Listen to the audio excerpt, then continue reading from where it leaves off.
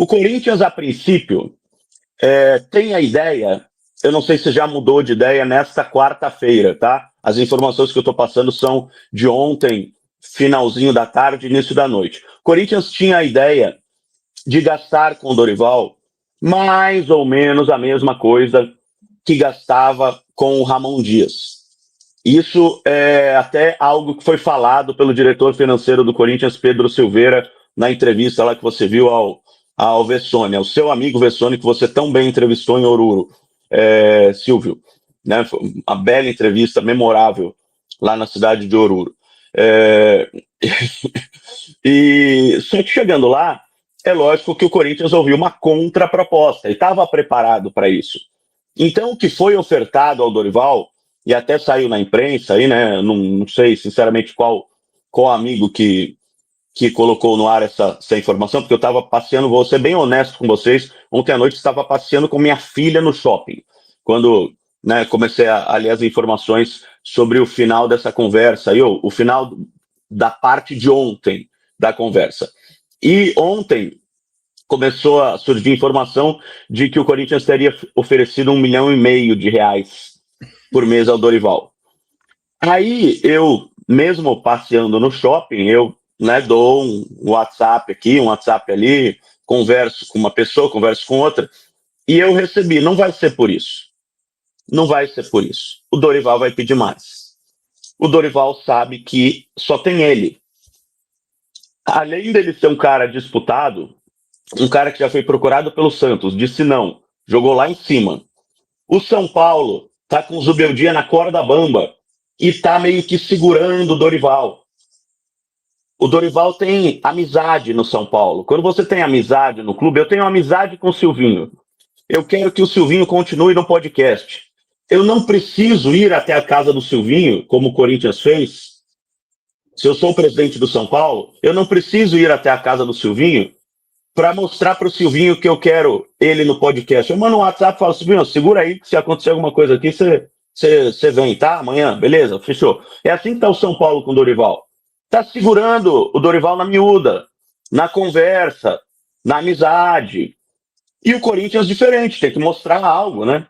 O Dorival nunca trabalhou no Corinthians, apesar de já ter trabalhado com o Fabinho Soldado. E por isso que o Fabinho foi escolhido a ir para Florianópolis. Então, resumindo, voltando a linha da conversa aqui, para eu não me perder. O Corinthians ofereceu mais ou menos o que ganhava o Emiliano e o Ramon, na verdade o Ramon, né? E o Dorival pediu mais, fez uma contraproposta, bem mais alta do que aquela que o Corinthians ofereceu. O Corinthians ficou surpreso com isso? Não. Já era esperado que o Dorival fosse pedir muito a mais. Até por isso o Corinthians ofereceu algo nesse, mais ou menos no valor que saiu aí na imprensa ontem. E ao contrário do que aconteceu na sexta-feira, quando as conversas foram paralisadas e ninguém entendeu o porquê, e depois ficamos sabendo que é porque o Dorival não gostou do jeito que as conversas caminharam, né? Sem a presença dele, sem a presença do presidente do Corinthians, de um representante do Corinthians. Ontem as conversas caminharam e elas continuarão com a participação do presidente Augusto Melo. Tá? Na parte financeira, o Corinthians estuda como viabilizar o pagamento do que o Dorival pediu, que não é, segundo eu ouvi ontem à noite, nesses WhatsApp que eu mandei, não conversei com ninguém, troquei mensagens com pessoas que estavam em São Paulo, tá? Não conversei com o Fabinho Soldado, até porque ele não estava atendendo ninguém. Eu acredito que nenhum colega tenha conseguido conversar com ele ontem, mas essas pessoas com quem eu conversei ontem à noite me disseram o seguinte: não, eu acho que como é que foi a expressão utilizada? Eu acho que vai avançar. Foi algo nesse sentido. Eu acho que vai continuar a conversa. Foi algo nesse sentido. Eu acho que dá para continuar. Eu acho que dá para continuar. Foi assim. E eu falei com outra pessoa e tal. Não, vai continuar. Foi esse o termo utilizado. Vai continuar. Isso, para mim, traduzindo, né, nesse português coloquial, vai continuar, é que a conversa segue, a conversa avançou, o Corinthians aceitou estudar esta contraproposta do Dorival bem acima daquilo que o Corinthians inicialmente estudava pagar, tá? Tempo de contrato não é problema, gatilhos não são problema, porque o Corinthians está acostumado a pagar gatilho, se for campeão disso, se for campeão daquilo, porque o Corinthians tem como é que é? Uma sobra, né? Um recheio ali de dinheiro, de título para pagar para o treinador, para jogador e tal. Tem sempre ali já separado uma porcentagem do dinheiro de título, de premiação e esse tipo de coisa. Então não é problema algum. Isso é mais ou menos igual o que aconteceria com o Ramon. Se for campeão, ganha 5 milhões. Se for vice-campeão, ganha 3 milhões. Esse tipo de coisa que sempre tem no futebol. Agora, um problema que o Corinthians enfrentou, e isso eu fiquei sabendo ontem, que talvez era esperado por mim. Eu não sei se era esperado pelo Fabinho, nem pelo Augusto, Silvinho. Um temor do Dorival de não ter segurança no Corinthians. Segurança, não digo física, de violência, segurança de trabalho. Segurança de que ele vai ter liberdade para trabalhar tranquilamente sem ser envolvido em problemas políticos. Isso que eu acho que está pegando mais do que a questão salarial, porque salário o Corinthians resolve. O Corinthians já pagou mais do que pagava para o Ramon, para Mano, Luxemburgo, para esses caras aí. Né? O Ramon é um cara que recebia um salário relativamente bem dentro do mercado brasileiro, parecido até com o que recebia o Antônio Oliveira. Não era muito diferente. Porque, repito, o Ramon se ofereceu ao Corinthians, né? Ao contrário, por exemplo, do que o Corinthians está querendo com o Dorival nesse momento. Aí entra o que aconteceu ontem, lá no Parque São Jorge. Imagina você, o Dorival, você está conversando com vou até abrir aqui a mensagem que eu recebi de um membro de torcida organizada do Corinthians. Se você olhar lá na matéria do Meu Timão, sobre a conversa que as organizadas tiveram com o Corinthians ontem, você vê que tem o nome lá de Marco Belo. Porque apesar de estar com minha filha no shopping, a gente está trabalhando, né?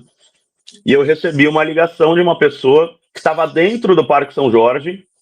De manhã ou à noite? À noite. À noite. De manhã, a visita de manhã foi oficial, agendada. A visita da manhã foi oficial, foi dos membros da diretoria atual da Gaviões. À noite estiveram lá, eu tenho aqui Padinho, Metaleiro, Nego Elson, Rony, Quinho e Alemão. Ex-dirigentes, ex-presidentes da Gaviões da Fiel, tá? E eu perguntei, o que vocês foram fazer aí? Fazer cobranças ao presidente Augusto Melo e deixar claro que se ele for indiciado, no caso vai de bet, isso pode acontecer já no início do mês que vem, é inadmissível um presidente do Corinthians responder por algum crime. E exigimos a renúncia caso se confirme o indiciamento. Isso é o que eu tenho por mensagem. Mas depois, em ligação, que eu liguei, né, para saber mais, falaram o seguinte, Silvinho: se o Augusto for indiciado, eles vão exigir a renúncia do presidente. O Metaleiro é conselheiro, né, do Corinthians. Que eu saiba, não. Não? Eu acho que tem algum deles que é conselheiro do Corinthians. Eu não sei se é o Metaleiro, mas enfim. Algum deles acho que é conselheiro do Corinthians, eu creio. Mas isso aí é outra história.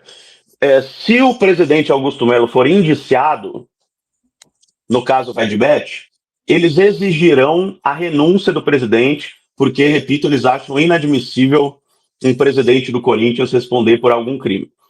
Se o Augusto, essa parte é importante, que me foi falada por telefone, isso não está escrito em lugar nenhum.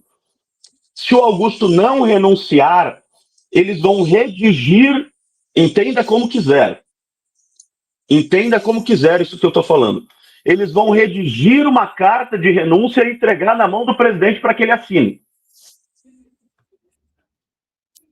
Imagina se eu redigir uma carta para o Silvinho pedir demissão e falar, assina aí, meu irmão, ó, assina aqui. Como é que vai ser essa exigência? Foi assim que foi recebido ontem,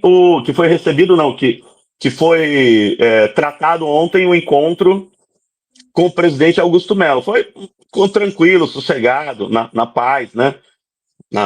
Sempre na tranquilidade. E aí o Dorival, lógico que ele fica sabendo disso, é o que eu sempre falo, uma pessoa fica sabendo do que acontece em todos os outros lugares, as pessoas do futebol sabem de tudo. Se a gente sabe, eles sabem. Né? Se eu recebo ligações, eles recebem ligações. Não o Dorival em si, meu computador não tem espaço suficiente para o Windows funcionar, que beleza. Não, eu estou falando com vocês e estou vendo aqui esta jossa aqui dando pau. Mas, então imagina o Dorival sabendo que o presidente está